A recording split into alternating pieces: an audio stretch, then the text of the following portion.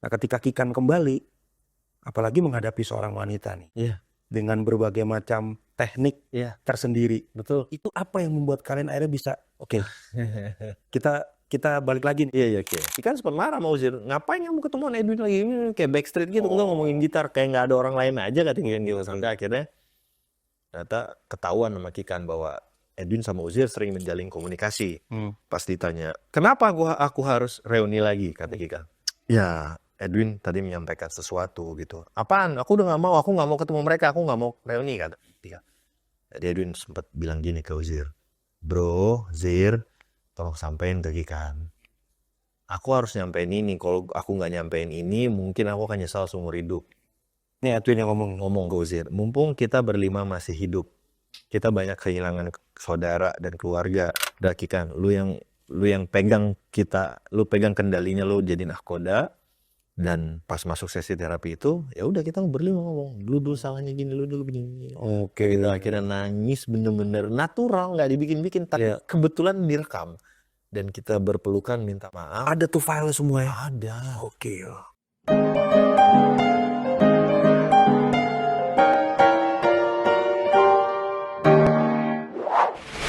Oke, selamat pagi, siang, sore, dan malam, serta subuh. Ketemu lagi dengan gua Badai di Ngokar, Ngobrol Karya. Asik. Asik. Ngokar nih, kita nggak sempat ngokar tadi. Nggak apa-apa. Hidup sehat. Hidup sehat. Selamat datang Om Ernest. Siap, Dai. Thank you loh. Thank you banget gue diundang. Hari ini kantor gua kedatangan Ernest Coklat. Yeah. Badai the piano man. Ernest ini dulu adalah orang yang gua simpen nomornya di telepon gua, bahkan terakhir pas kita WA-an itu namanya masih Ernest Royal Ego. Royal Ego ya, Royal Ego ya. Eno itu tuh. Masih ada nggak sih Royal Ego tuh? Enggak, Udah enggak? Pokoknya memang semenjak tahun berapa ya gue lupa, udah enggak, karena emang susah bikin project yang istilahnya semua pada sibuk gitu. Eno kan sibuk banget, basisnya Gilbert Senloko. Oh, Gilbert. Iya. Vokalisnya sih memang waktu itu nggak berkarir di musik, ada namanya Hendra Jawa. Cuman dia zaman dulu tuh di Bandung, zaman indies tuh ada namanya bandnya New Market, itu ngetop banget di Bandung. New Market ya, pasar baru maksudnya. Pasar baru, memang ngambil dari situ. Iya. Oke. Jadi kalau Royal Ego itu adalah alter egonya gue. Ego lu dari Coklat ya. Iya benar. Saat lu keluar atau masih di Coklat? Masih di Coklat. Kebetulan pas Kikan keluar dulu tuh. Oke. Sebenarnya bentuknya pas masih Kikan keluar 2010, gue aktif dulu di Royal Ego. Lumayan banyak panggung, lumayan sibuk, cuman memang pada saat itu juga semenjak Coklat ganti Sarah kan juga lumayan jadwalnya padat juga, jadi memang nggak ketemu. Dan Eno juga, NTRL kan Garuda di Dadaku zaman itu lagi booming juga ya. Booming, susah, jadinya memang ya. Orang sibuk semua, ya kan? Gilbert, Ernest, Eno, vokalisnya tadi Hendra tuh dia sibuknya di agency ya pada saat itu. Iya. Kita buka dengan Royal Ego teman-teman, karena itu yang mengingatkan gua di nomor telepon. Sekarang udah ganti lah, sekarang udah Ernest Coklat, gitu ya. Nah, nol lagi. Nas, lu tuh masa kecil lu dipenuhi dengan musik atau gimana? Sangat musikal kalau gue dari kecil. Gue boleh bercerita nih. Boleh. Kameranya mana nih anaknya? Boleh bebas. Ini kamera master. Master ini dia. Oke. Jadi masa kecil gue tuh kebetulan memang gue punya orang tua yang memang dia pegawai Pertamina yang kerjanya pindah-pindah, dan dari kecil memang kita biasa hidup dengan orang bule istilahnya, dengan expat. Jadi ya kan gua sama Edwin kan kakak adik Coklat kan. Iya betul. Jadi kita kecil tuh hidup dengan expat, mulai dari Pertamina di Pelaju, kita lahir di sana, pindah ke Aceh PT Arun tuh juga oil and gas company. Terus habis itu kita pindah ke Pertamina Bontang PT Gadak. Disitulah hidup musikal kita benar-benar kerasa, karena memang pertama memang bokap nyokap tuh penyuka ABBA. Tuh memang tiap hari kerjanya muterin ABBA, ya Led Zepp di Purple ya zaman itu lah ya. Dan kebetulan juga teman-temannya bokap nyokap tuh orang-orang ekspat yang suka kayak weekend party kadang-kadang di rumahnya, atau memang Kadang-kadang mereka bawa wine gitu ke rumah kita gitu ya, style musik mereka tuh membawa inspirasi dari luar lah, apa yang lagi hits lagi apa. Nah kan mereka punya anak-anak tuh. Nah mereka kebetulan dulu tuh di Bontang tuh ada namanya Bontang International School. Di dalam kompleknya Pertamina gua. Jadi memang itu gua hidup dengan orang bule. Jadi memang kita main basket bareng, kita ke kolam renang bareng, kita ada namanya youth center gitu. Itu tempat main biliar, ada bioskop kecil, sama tempat main soccer yang Oh, yang apa? Yang kecil itu ya? apa sih itulah ya, football apa sih nggak tahu namanya, gue lupa namanya itu ya. Ya, Tuh. oke. Nah, kadang mereka tuh selalu bawa CD terbaru dari LA ya kan, mereka kan pegawai-pegawai dari sana kan, bapak-bapaknya tuh memang dinas, dengerin kayak ya pasti gue dengerin JNR Lies, Appetite tuh dari mereka, Appetite for Destruction, terus David Lee Roth yang waktu dia baru keluar dari Van Halen, ya yang baru-baru lah zaman itu, wah benar-benar, wah ini keren nih, kalau metal Overkill gitu kan, terus ya kalau Metallica udah pasti lah, jadi memang Sepultura dengerin Sepultura. sangat itu Thrash metal. karena itu dari abang gue Edwin tuh fans berat sama Cavalera Brothers. Igor Mamat Cavalera. Dia waktu kecil karena nyokap tuh jago nyanyi kebetulan dulu, memang suka nyanyi. Nah adiknya nyokap tuh jago main gitar, jadi Edwin tuh belajar dari om gua, Edwin lah yang sering main gitar. Wah akhirnya gue melihat seru juga ya. Gue tuh dulu pengen jadi drummer, kok nggak jadi vokalis. Gue tuh dari kecil sebenarnya nyanyi kayak kalau di acara sekolah SD perpisahan atau paduan suara, gue pasti ikut karena memang impian gue pengen jadi frontman. Berarti lu bisa nyanyi dong sebenarnya. Kalau dikursusin mungkin bisa lagi. Ya. Terus akhirnya mau main drum susah. Nah kebetulan memang kita tuh berada di lingkungan yang anak-anaknya sangat disupport sama perusahaan. Jadi memang di Pertamina PT Barak Bontang itu ada alat-alat musik yang bagus.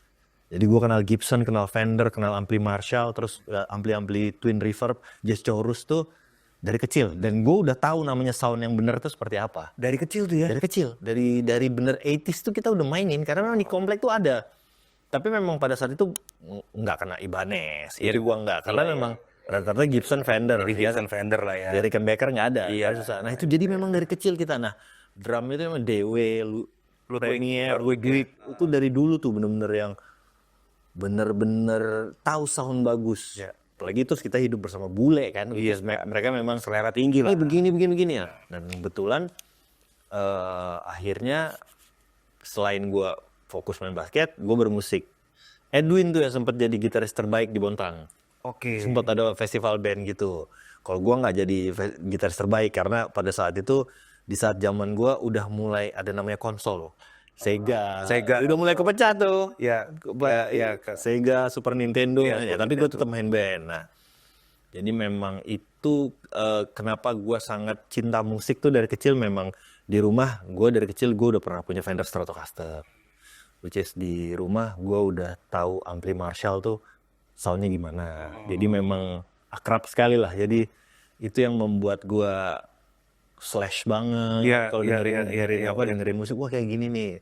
Berlanjut ke udah semakin besar, bokap kan pindah-pindah tuh dari Kalimantan pindah ke Cirebon, terus dia sempat balik pindah ke Jakarta. Nah itu era dimana alternatif era lah. Wah itu yang gue Seattle Sound tuh gue bilang sama Britpop. Gue lebih Britpop. Jadi ya pasti Nirvana, Smashing, terus Blur itu pasti. Kalau yang kita ngomongin Amerika dulu nih, kayak Smashing, Nirvana, Pearl Jam.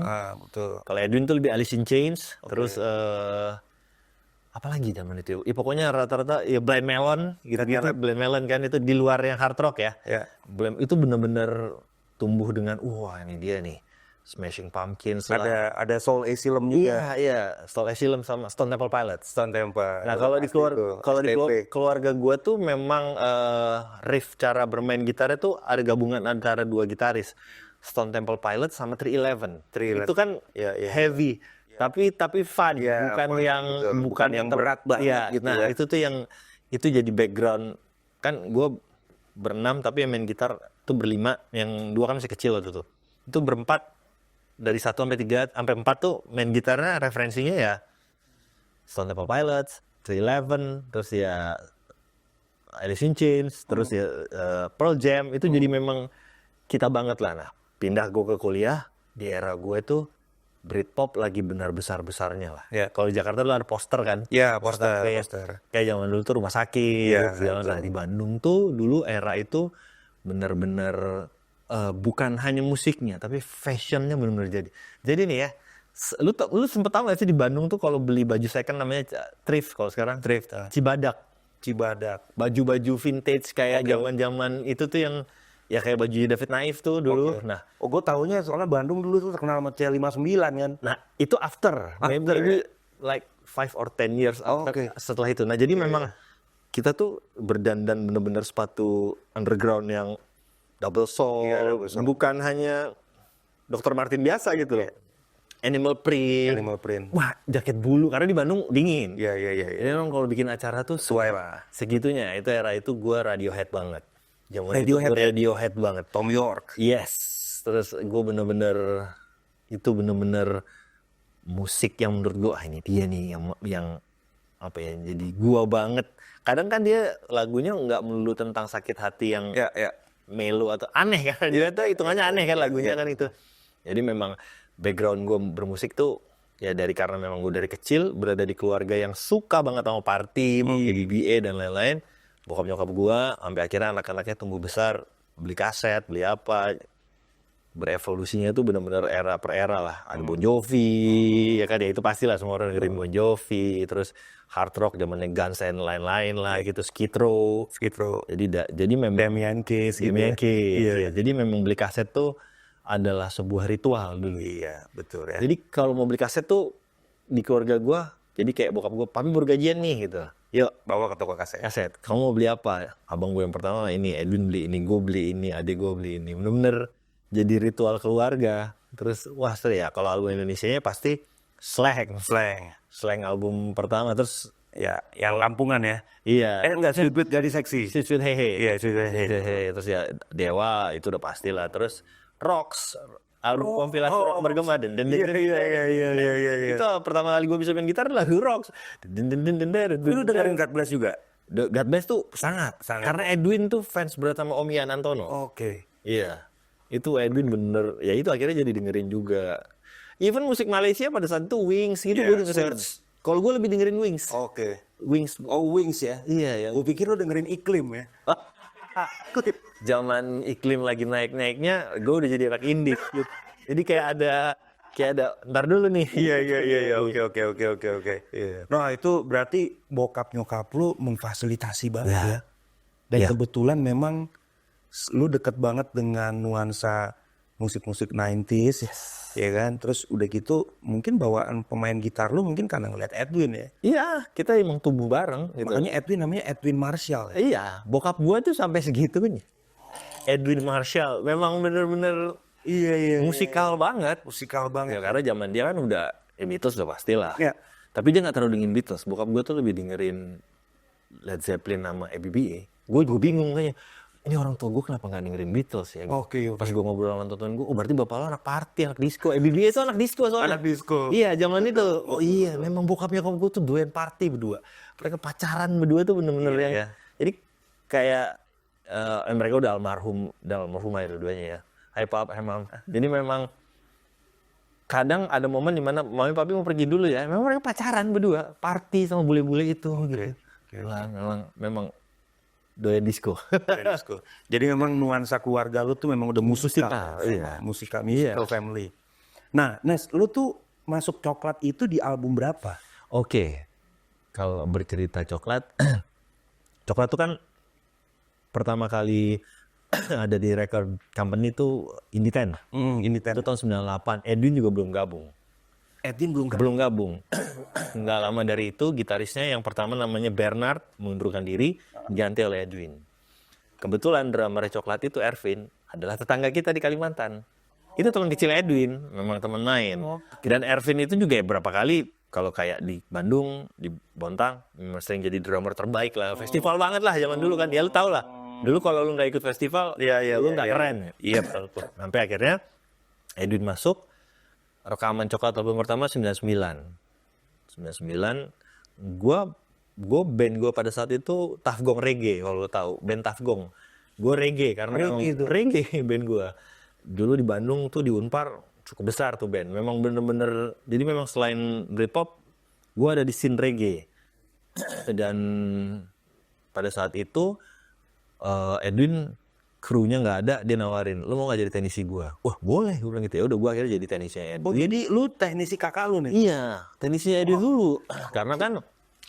Karena memang, jadi memang ya kita kan sekeluarga tuh technical dalam arti barang tuh harus terjaga dengan baik, sistem. Ya zaman dulu kan orang jarang yang main sistem send return, colok-colok biasa doang. Jadi, nah kebetulan karena kita sering ngebahas itu di rumah, jadi dulu bikin hardcase besi yang kayak orang zaman sekarang tuh kita bisa bikin sendiri dulu.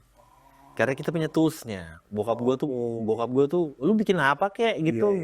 Jadi sebelum menjadi musisi profesional, memang gears kita tuh udah tertata dengan rapi karena bapak gua yang menyediakan alat dan mengajarkan cara nyolder, gimana yang baik, timah yang bagus, terus solder yang bagus seperti apa. Jadi itu tuh menjadi background bahwa memang selain lu bisa main gitar, lu harus bisa tahu dalamnya apa aja yang harus diganti, kapasitornya, magnetnya. Segitunya bapak gua. Oke Om. Iya, terus sampai akhirnya gue jadi teknisnya Edwin. Dan gue berpartner sama abang gue satu lagi, abangnya Edwin di atas, sama Ervan, udah almarhum, udah meninggal juga.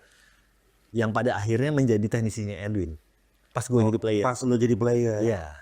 Pas gue jadi player. Jadi memang kita nyiapin sistem kayak gimana caranya Edwin tuh main gitar, dia nggak perlu balik ke efeknya. Jadi udah kita pindah-pindahin tuh gimana caranya gitu-gitu lah. Oh, sistem itu sambil lo pikirin. Iya, jadi dia pakai wireless, udah lu main aja. Sampai wahnya kita atur gitu, udah sampai akhirnya tahun 2000 Robert, gitaris satu lagi, mengundurkan diri. Nah, Robert ini adalah orang yang ngasih nama Coklat. Yang ngasih nama Coklat. Dia yang nemuin. Robert ini guys, ini fakta lucunya adalah dia Roberto Peter kan? Iya betul. Yang manajernya Drive.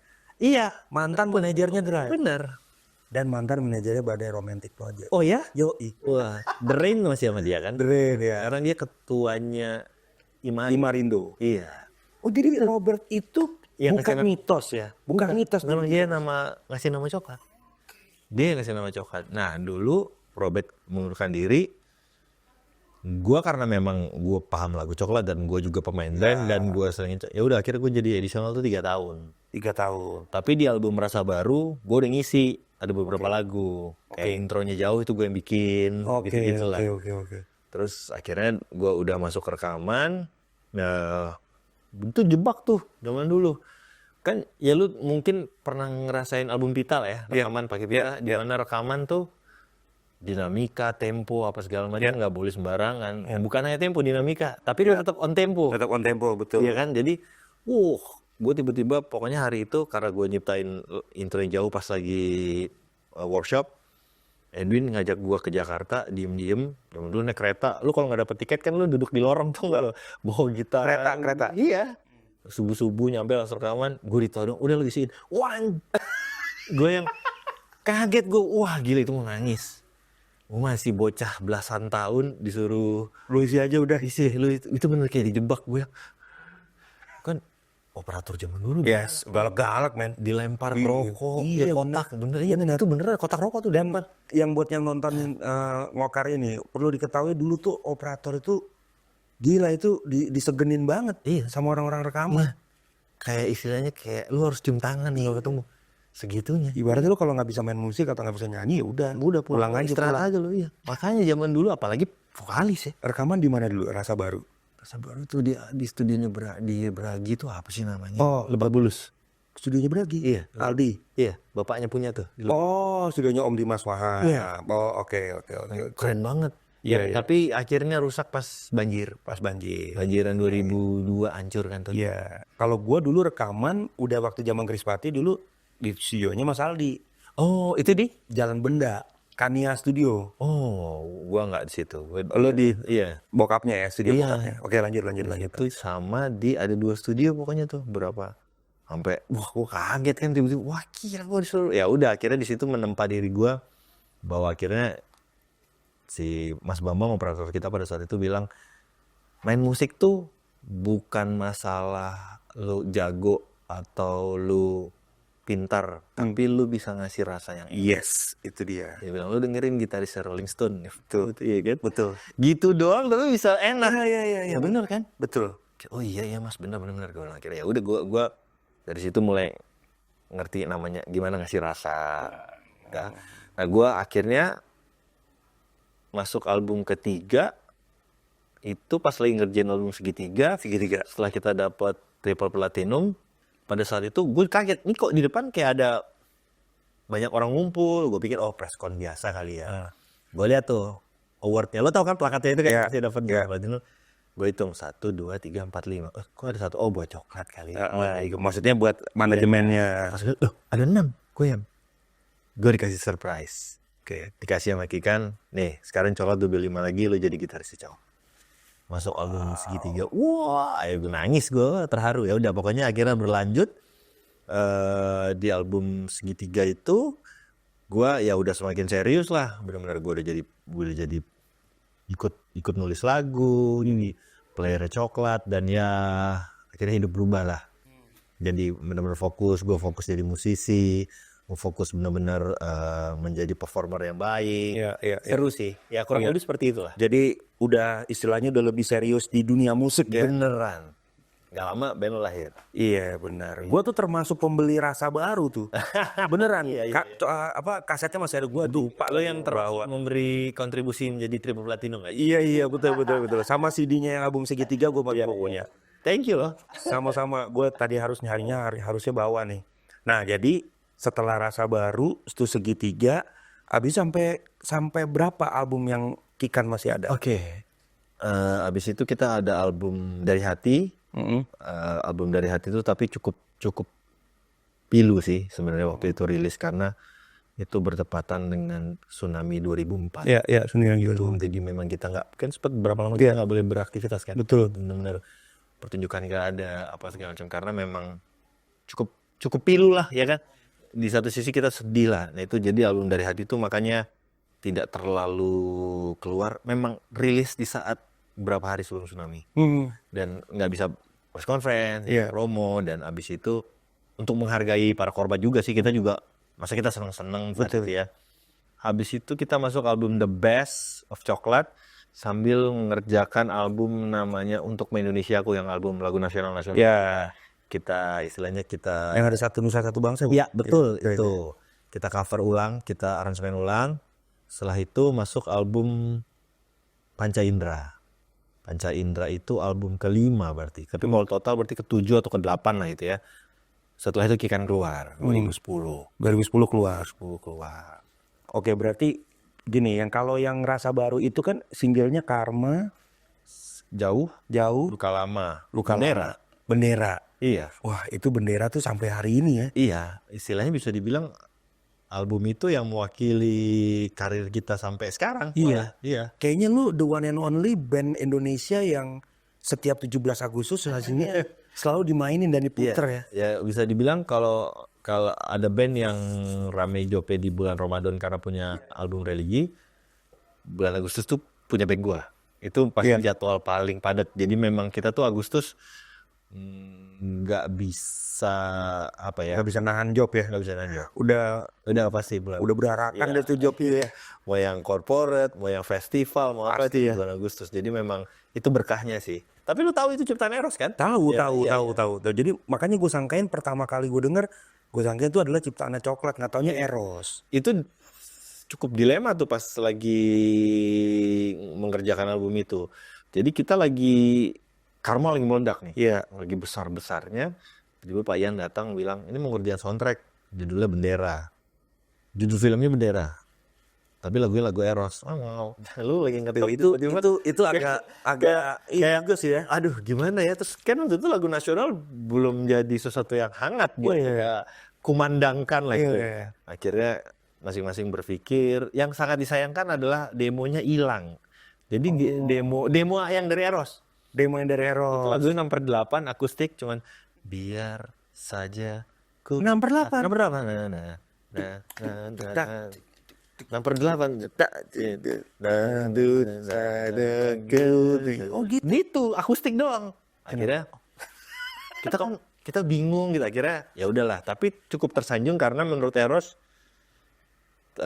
coklat yang cocok bawain lagu ini. Oke. Jadi memang ya udah, akhirnya kita coba aransemen dan ternyata bisa dibilang ya terima kasih Sony Music, terima kasih Payan, terima kasih Eros, yang bisa dibilang lagu itu yang membuat akhirnya sampai Gen A tahu coklat. Gen A tahu coklat. Gen Z, Gen A. Jadi kalau ditanya tahu band coklat nggak? Nggak. Tahu lagu bendera nggak? Tahu. Gue bisa dibilang karir coklat Bisa panjang ya. karena lagu itu. Oke. Tapi itu satu dilematis juga, kenapa? Karena lu juga komposer gitu kan. Band lu juga komposer juga. Iya, semua kan pada nulis lagu Iya, gitu. tiba-tiba dikasih sama Pak Ian satu lagu yang diciptakan oleh orang lain. Itu kan butuh menurunkan ego, ya kan? Lagi modal-modal. Iya, betul. Tapi memang pada saat itu semua istilahnya mungkin berdoa untuk bisa kasih petunjuk. Ternyata Tuhan ngasih jalannya bahwa terima aja.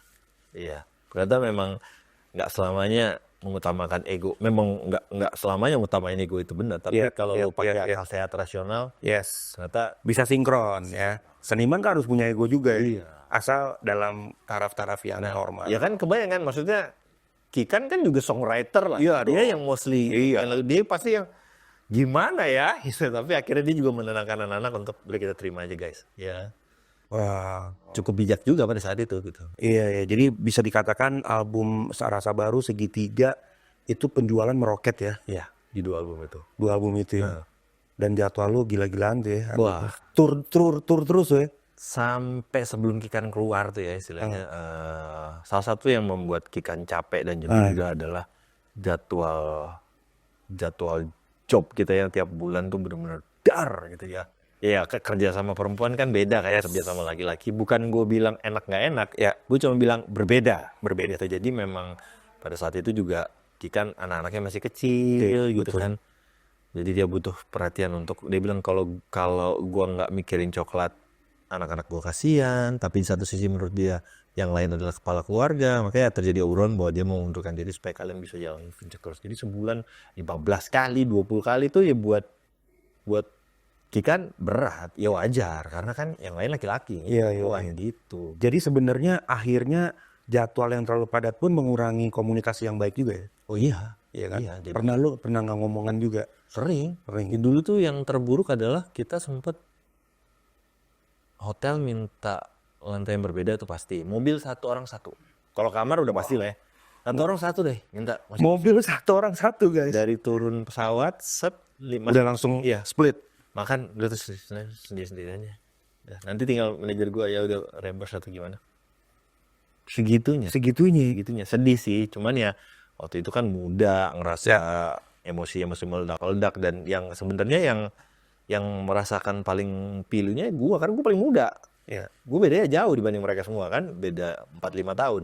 Jadi gua tuh berada di tengah-tengah mencoba untuk menyatukan. Iya, nggak bisa ya, karena kan mungkin sudut pandang mereka beda, anak kecil yang so tahu kali ya, mungkin. Tapi ya pada saat itu memang akhirnya gue lah sebenarnya yang merasa paling terpukul. Ya, karena di satu sisi ada abang gue, di satu sisi ada Kikan, gue sayang sama mereka semua gitu. Iya. Jadi pada saat itu Ernest juga sempat keluar juga? Keluar gue 2014. Saat vokalisnya sedang Jacqueline. Gue sempat mengundurkan diri karena memang pada saat itu ada ketidakcocokan dengan manajemen yang lama.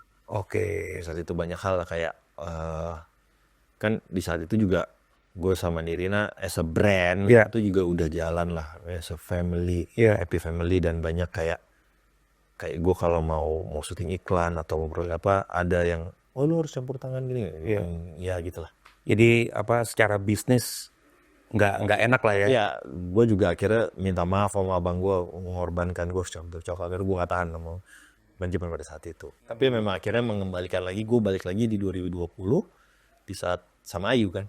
Iya, 2020 balik lagi. Jadi setelah eranya Kikan itu ada Sarah Haju, Jacqueline Rossi,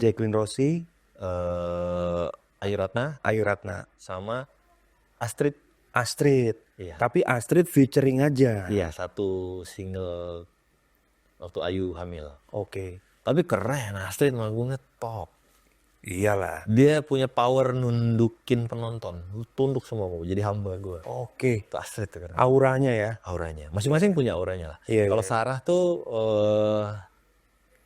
bisa dibilang cukup oke buat nyiptain lagu. Musikal ya.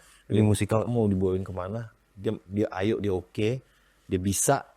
Kalau Jacqueline power ya. Gua kenal, gua tahu Jacqueline. Sarah Haju juga kenal gua. Iya. Terus kalau Ayu karakternya unik. Justru Ayu yang mungkin menurut gue karakternya mendekati Kikan ya. Iya, kalau Iya kan? karakter iya. Ada Unik. sengau-sengaunya. Iya, unik. Terus ya Astrid, tapi akhirnya Tuhan memberikan jalan Kikan kembali lagi. Iya, emang The Queen udah. is back. Iya betul. Iya. Istilahnya presetnya balik lagi. Balik lagi. Wah, itu kayak dikasih hidup kedua loh. Nah ini menarik nih. Lu koma terus lu Apa yang membuat kalian akhirnya bisa membuat kesempatan baru ini terjadi? Artinya gini, masalah-masalah yang sudah terjadi kan ya memang sudah terjadi ya. Dan ada fakta-fakta itu. Nah ketika Kikan kembali, apalagi menghadapi seorang wanita nih. Iya. Dengan berbagai macam teknik Iya. tersendiri. Betul. Itu apa yang membuat kalian akhirnya bisa, oke, kita balik lagi nih. Iya, oke. Gue coba recall the memory ya. Jadi pada saat itu memang 2020 gue diajak balik lagi. Tadinya kita berlima udah pengen ngumpul lagi tuh 2020 saat pandemi. Masing-masing udah ketemuan, kita udah ngobrol berlima.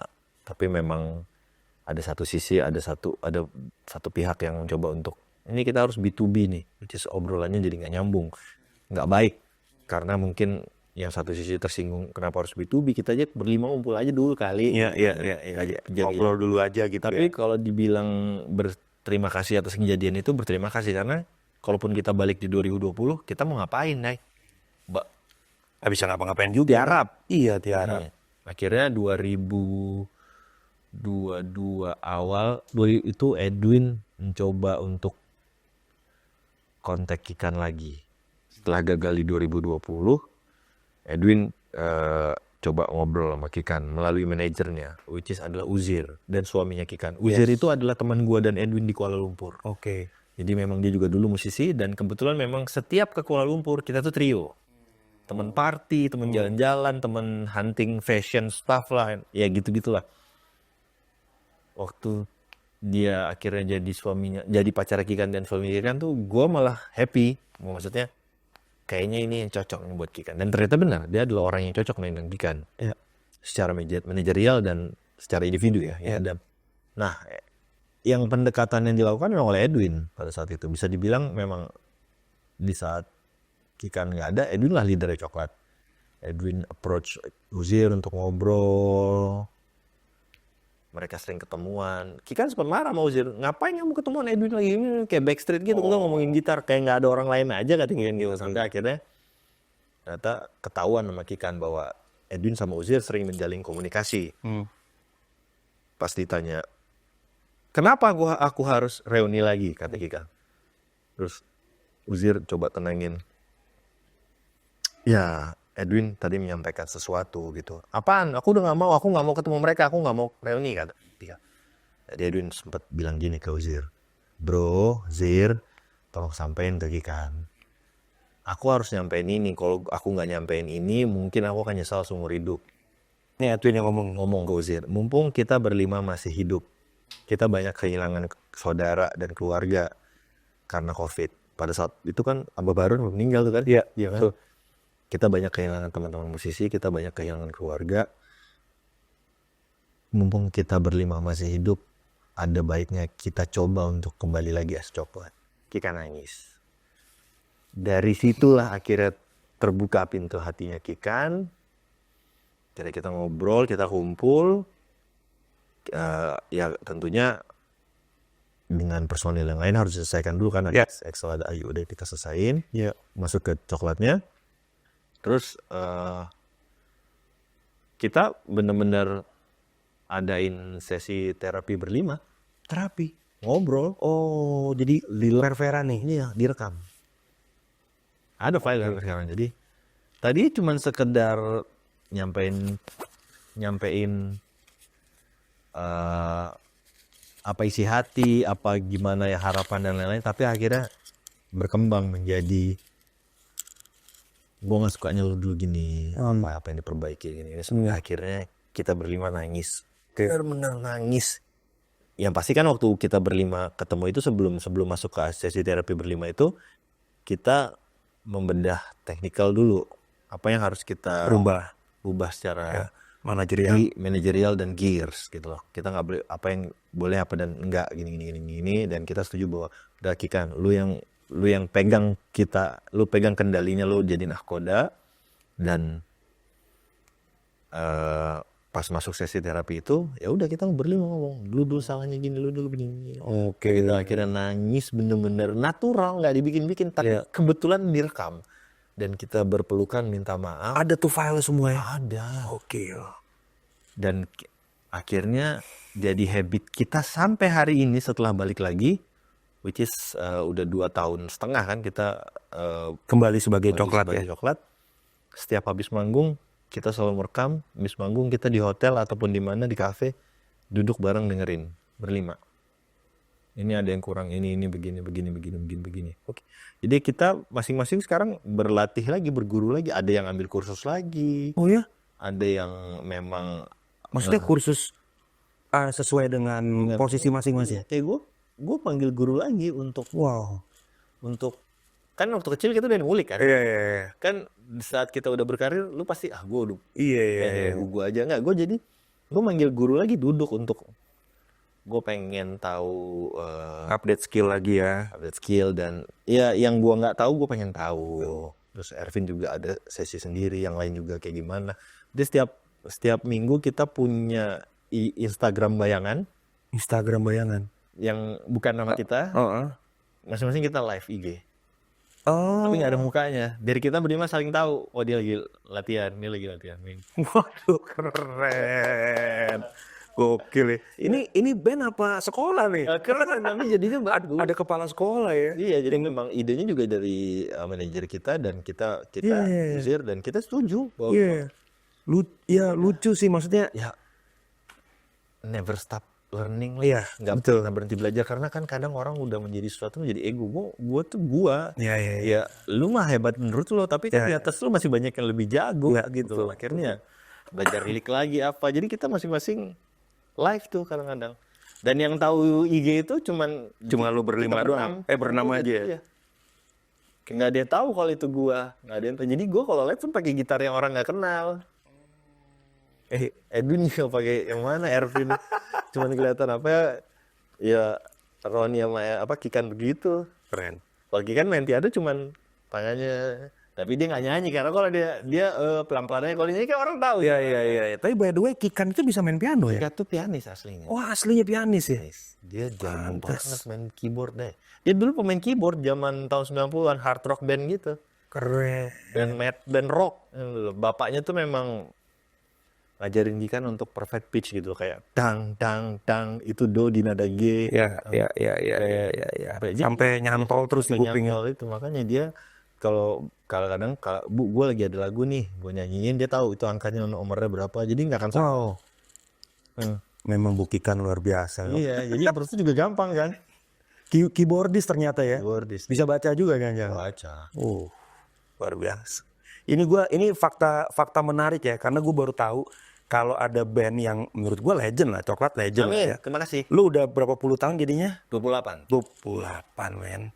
20.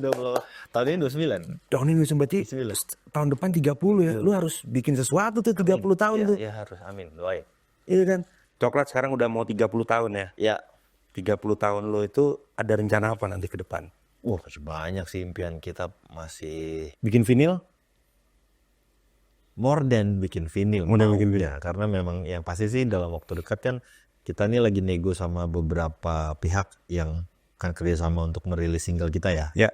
Pengennya sih nggak bisa dibilang kita pengen indie atau pengen label, tapi kita lihat lah, ini lagi dalam penjajakan. Kita udah selesaiin musik videonya udah selesai, karyanya juga udah selesai, rilis per single dulu.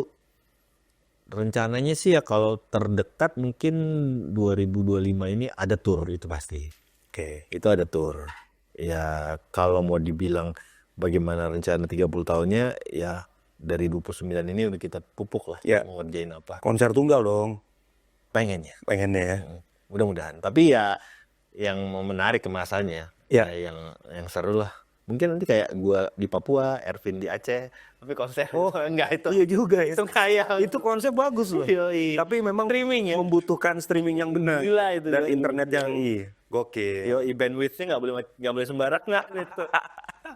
Tapi waktu itu kan lu pernah ya di apa? Festival apa yang lu pakai orkestra yang perempuan semua tuh? Oh, itu di Synchronize. Synchronize. Di 23. 23 ya. Semua Yang pakai baju hitam semua itu kan? nah, perempuan semua. Kayak Metallica orkestra ya. Iya, tapi ini isinya perempuan. Isinya perempuan. Memang. Cuma lagu-lagu lu tuh lagu-lagu perempuan gak sih? Sebenarnya iya banyak Iya. empowerment gitu lah memang. Apalagi yang luka lama itu. Iya, Karma kan. Karma juga. Luka Lama tuh bener-bener marah kayak ngasih tahu ke kata aja loh ya. Gitu. Secara cewek-cewek sekarang ya udah nggak apa-apa gitu kan. Oh, banyak yang gitu sekarang. Nggak apa-apa tapi aku balas dendam ya. Iya ya, tapi memang sekarang kalau ngomongin musik sekarang lebih ajaib ya anak-anak. Ajaib. Pinter-pinter men. Iya. Dan Kalau skill nggak usah ditanya. Wah skill sih teknologi banget. Oh iya, skill nggak usah ditanya. Cuma yang kekurangannya adalah long last-nya belum tentu. Kenapa tuh kalau menurut lu? Kalau menurut gua karena lagu zaman sekarang itu peredarannya sangat cepat. Oh, Perputarannya sangat cepat. Dan dibandingkan yang 90-an dan 2000-an awal, itu sustainable-nya lebih teruji. bukan karena lagunya ya, tapi karena banyaknya media segampang itu loh. Itu pertama. Yang kedua, ya lagunya juga, jenis lagunya gitu loh. Nggak grande gitu. Nggak grande dan semuanya hampir sama cara nyanyinya. Menurut gua ya, menurut gua. Dan sekarang band kan udah nggak terlalu menarik ya. Maksudnya Iya. band-band yang era-era sekarang Solois banyak. solois kan. Iya. Mungkin kalau yang kiri-kirian indie ada beberapa. Ada lah ya, Hindia misalkan Iya. gitu ya. Tapi di luar negeri juga kalau ditanya band 21 Savage, terus Imagine Dragon. Imagine Dragon. Iya, susah lu. Iya, Band baru yang nggak usah band baru, band yang dari 2020 deh. Ini Iya. udah 5 tahun. Iya. Yang seru banget ya susah bisa ngalahin Billie Eilish, Iya. Sabrina Carpenter. Sabrina Carpenter, Iya, betul. maksudnya ya kayak gitu-gitu. Chappell sekarang yang Jadi itu kan yang rotasi Spotify-nya gila. tinggi bener. Ya. Nggak ada yang band. Iya. Soalnya hip hop gitu aja. udah. Iya betul. Tapi ya gue percayalah lagu-lagu coklat mah masih di playlist gue lah. Lagu lo juga ada di Iya. playlist gua. Meskipun lo harus bikin master baru kan. Master baru dong, harus master baru. Pasti tahu ya kalau jadi ya. Pasti. Dan waktu itu Edwin pernah ngundang gue waktu kalian main di Citos ya. Iya. Waktu itu gue nggak bisa datang sayangnya, tapi 30 tahun lo gue mesti datang. Amin. Ya. Ya kan. Jadi sekarang Ernest juga ternyata adalah atlet basket, ya kan? Mantan atlet basket. Nggak basket. Dan yang paling gawat lagi sekarang dia RT bos. Dia RT bos. Mohon maaf ketawa yang meledak ini. Berarti lo kena karmanya lo. Gue waktu kemarin di tempat lo kan gue cerita gue jadi RT kan. Mantan RT. Iya, lu berapa tahun ya? Gue 3 tahun. 3 tahun. Iya. Lo 5 tahun ya? 5 tahun sekarang. Ya siap-siap melayani warga lah. Nanti mohon arahannya ya. Siap pak. Gue jadi ketua RT. Lucu sih ya. Memang mungkin kitanya memang sebenarnya sudah di usia itu. Kitanya aja yang masih merasa I'm always 25 kita kayak gitu. Iya. Stuck di 25 kalau gue. Iya. Iya kan? Tapi itulah yang menguji lo untuk melayani masyarakat. Iya. Pasti. Dan biasanya kalau udah jadi RT, nanti kalau udah enak, warga lo udah cinta, pasti lo jadi RW. Lagi. Abis jadi RW mungkin Om Ernest 5 tahun lagi jadi anggota dewan. Aduh. Never say no ya. Ya kita nggak tahu lah. Kita nggak tahu kan. Mudah-mudahan dengan apa kredibilitas lo sebagai musisi, penggemar coklat kita ya. Apa? Bintang coklat. Bintang coklat. Kok coklat kita sih? Kalau kita mah produk. Bintang coklat. Iya bintang coklat pasti milih lo lah. Amin. Udah pasti lah. Kalau lu kan fansnya The Nurus ya. Udah nurus. Udah jelas. Joken-joken curhat. Oke, teman-teman, terima kasih banyak. Ya. Hari ini Om Ernest makasih ya. Lagi ya, Day. Dengan Sukses terus ya. Dengan ya ininya apa namanya? Kesulitan-kesulitan tadi kita syuting, mohon maaf ya. Oh aman, itu yang menarik kan. Itu yang menarik, ya. Proses kan ya karena gue juga udah punya podcast jadi Ya. tahu lah. Ya. Support. Siap. Thank you Om Ernest sudah datang. Salam buat Nirina. Ya. Kemarin Nirina baru dapat Piala Citra juga. Iya. Sekarang lagi syuting film ya? Syuting film langsung 3 film, 1, 2, 3 berurutan. Ya, terima kasih Tuhan sih. Amin. Iya. Siap. Jadi sukses buat Coklat. Salam Sukses juga buat buat lo. anak-anak semua, buat Roni, buat Mas Edwin, Ervin, Kikan. Bukikan. Iya. Dulu gue pernah mau bikin project rohani sama Roni. Oh iya. Tapi rock and rollan gitu. Terus kenapa nggak jadi? Ya nggak tahu, nggak ada kabar. Oke Om Roni, nanti kapan-kapan kita ngobrol lagi. Dulu waktu kita latihan di Bebop dulu. Oh, Bebop Studio Di Tebet. Iya. Masih ada nggak? Udah nggak ada. Udah nggak ada, sekarang jadi tempat makan. Iya. Oke. Ya udah teman-teman, semuanya. sampai ketemu di ngokar-ngokar selanjutnya. Jangan lupa like and subscribe. Channelnya Om Edwin juga. Om Ernest juga. Ya. Dah.